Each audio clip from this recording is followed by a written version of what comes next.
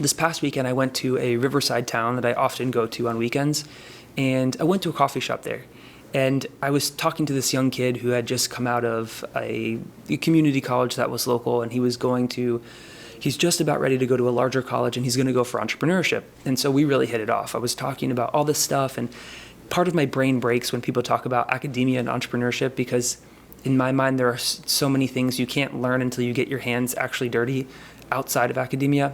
The interesting part of his story for me was he talked about how he took 2 weeks in an internship as a part of his schooling to go shadow his grandfather who works in finance in New York City. This was 2 weeks of his life. It wasn't that long. 2 weeks, that 2 week investment was one of the biggest game changers for him. He realized his purpose wasn't in that. It wasn't in New York City. It wasn't in finance. Hugely inspiring that, try something. Put yourself out there, experience something new. He could have went down this whole road where he lived in Manhattan and had the whole life, did the whole thing and hated it, but he found that out in 2 weeks.